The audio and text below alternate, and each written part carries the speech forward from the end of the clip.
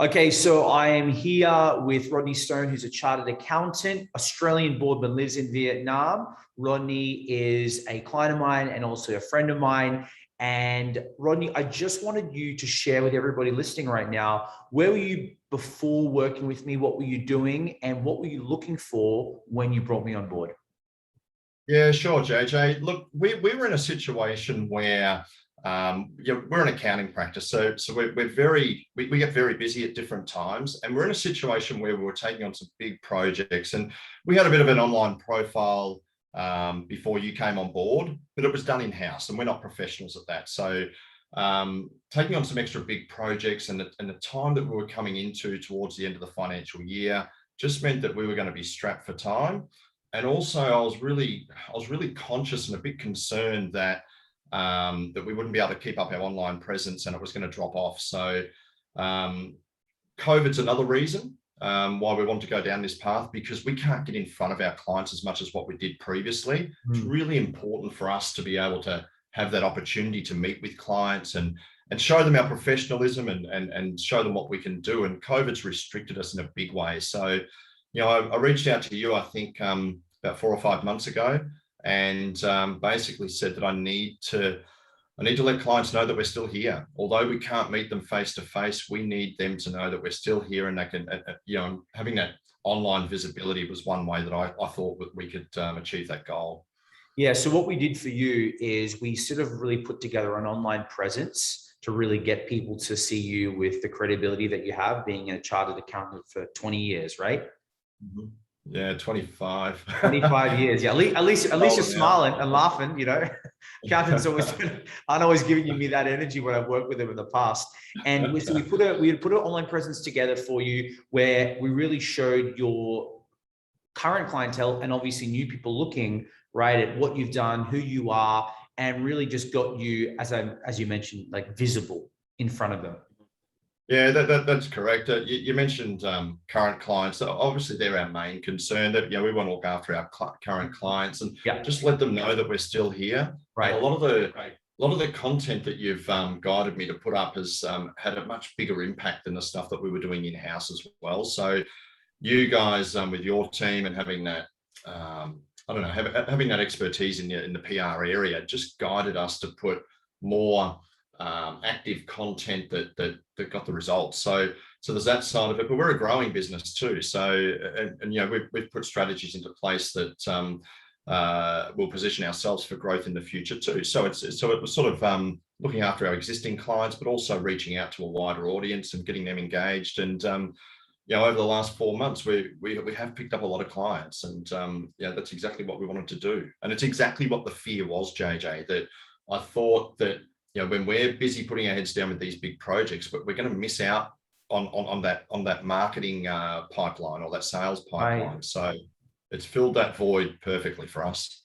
So, okay, so let's go back on before going to fear, let's going back on this. So it obviously got you in front of the right people. It got you some building the relationships with current clients. And as you mentioned, it enrolled some new clients, correct?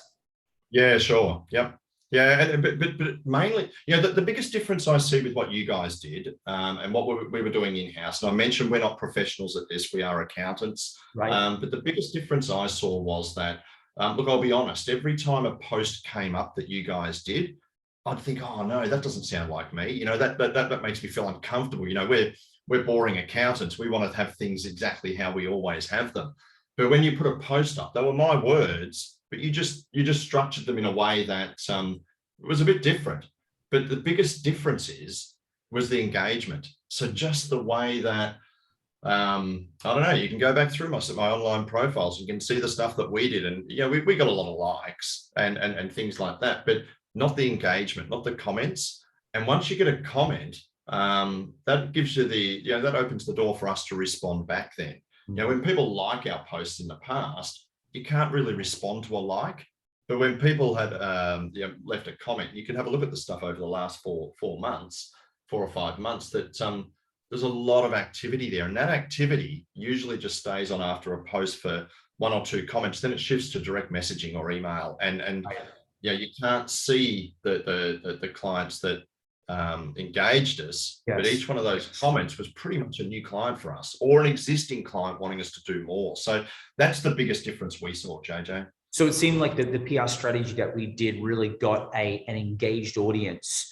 which gave you the confidence to reach out to them, you know, another touch point, build a relationship, and obviously for you to get some third-party validation, which is always great. Yeah. Yeah, that's exactly it. And it might sound as though I'm saying I felt a bit uncomfortable. It was only a little bit uncomfortable, but as soon as I got the engagement and clients were then making positive comments about it. They never commented on any of my posts that I did in-house before you guys come on board. So once I could see that clients were reacting positively, that gave me the confidence that we needed to we'll just get on with our work and let you guys handle things behind the scenes. So tell me about a little bit about this fear as well, because I know some people might be sitting on the sideline. As we mentioned before we started the call, accountants can be a little bit structured. They're not really a flashy PR, with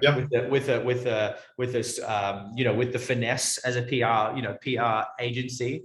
But for the people that are on the sideline thinking, I don't know if that's meant for us. I don't know, like, we don't want to be seen like that. Maybe just talk them through that. They don't have to be this flashy person. They can just, like, the reason why you took working with me was really giving you some structure, giving you some touch points with clients. Break them through that, because people are on the sideline, maybe not wanting to jump in. Yeah, well, I've known you, JJ, from your time when you lived in Vietnam. So I knew you as a friend, but I didn't and I saw you online, but I didn't really know what you did, to be honest.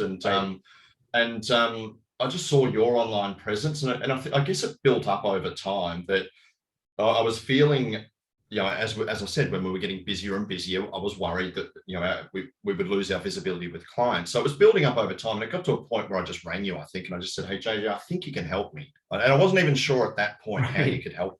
Right. So, but some of your content, resonated with me. So I rang you. So for us accountants, we are boring from 9 till 5 during the office. Outside of hours, it might be a different story, but during 9 to 5, we have to be compliant. We have to have that professional image. So some of the fears, I suppose, that weren't real fears, but some of the fears were, would you get my business? Would you understand our business?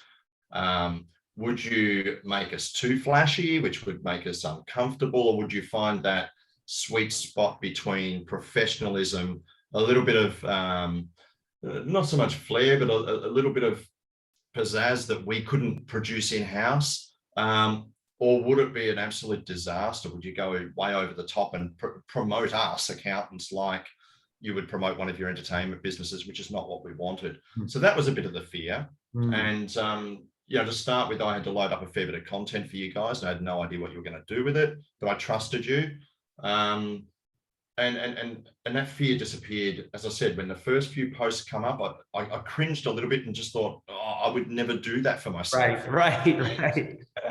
And that's the I guess the results we got is because we did something different to what I would normally do. Right. So it seemed like, because you took the chance with us, you jumped into the deep end, right? And you realized that we actually kept to your messaging, right? At the beginning, you were nervous because you weren't sure, but then after working with us, you actually obviously saw that what we were doing from a PR angle, from a presence angle, from a social angle, it started to work. And as you mentioned, it brought in some clients too, correct?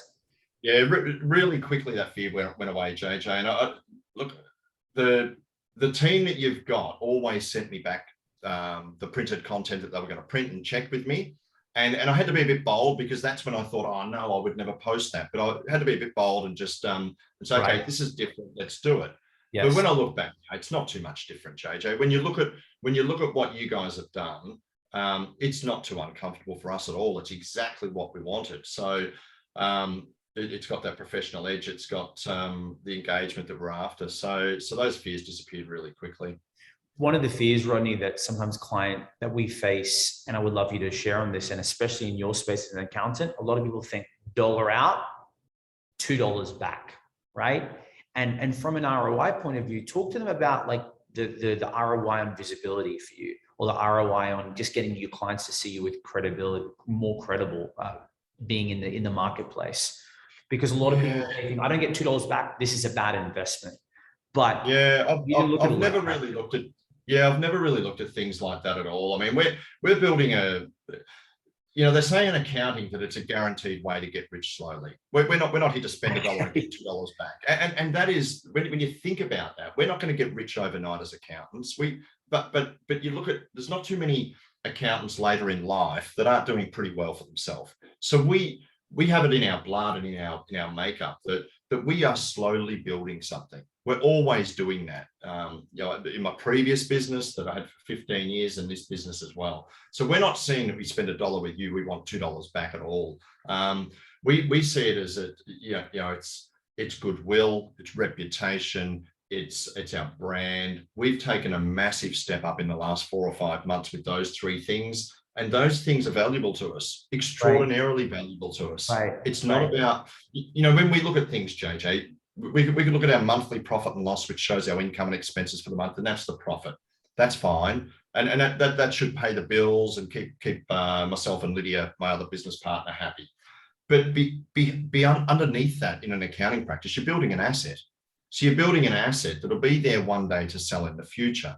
Now, the value of that asset is built on systems we've got, the clientele we've got, contracts we've got in place, and our goodwill, which is our PR, our branding, and our reputation. So you guys have protected that, because I was worried about it. I was worried we're going to lose some of that with the work, with our busy schedules. You protected it and built it and stabilized it. Now it's ready to grow again. So that's how I see it. It's not $1 in and $1 out, but the value that we've got from spending with you, it's unquantifiable. But I can tell you that it's many times a multiple of $1 that we've got back in return. And I'm not going to mention client names now, but I could list a list of clients that have come to us purely because they've seen our online branding. Right. So being on top of mind, right? Showing clients that you're credible, having that old authority, but brought it back to the online space, over the 5 figures that you've invested with us has shown back, obviously way more. And it's obviously giving you that trust to continue doing stuff with us in the future. Yeah, absolutely. Absolutely. That's exactly how I'd explain it. Yeah. Perfect. So last thing, if you were to tell anyone who just, Rodney, why should I have PR on my side? Why should I have Ace of Spades in the team? What would you tell them? I guess it depends if they're looking for someone. Obviously, you guys are who I would say they need to engage, because especially in our space, I can't speak for other businesses in completely different industries, but if you're into a professional service, whether it's medical or law or accounting, we're all very similar, and we've all got similar mindsets. So if you're worried about a PR agency not paying attention to detail and really listening to you and getting you, and JJ, before this, you and I had not had one discussion about accounting. We've met each other hundreds of times, and we've known each other for a long time, but we've never talked about accounting. So I didn't know that you'd understand accounting, but you listened and you cared about what concerned me, and you got it spot on. So if you're in those industries and looking for a PR agency, I can trust you guys, and others that haven't met you don't have that trust yet. So hopefully this testimonial might help them. But also, these PR agencies like yours can be all over the world. You're in America. I'm in Vietnam, and our office is in Australia and Vietnam. So it doesn't have to be someone local. This has worked really well for us. Perfect. Well, Roger, I appreciate your time. Excited to do some future stuff together. And thanks so much for being here and sharing a couple of words. Yeah, not a problem. I think I've got to go and get you some more content now, JJ. I'm a bit behind. Exactly. Get to work, man. Thanks, Rodney. No worries.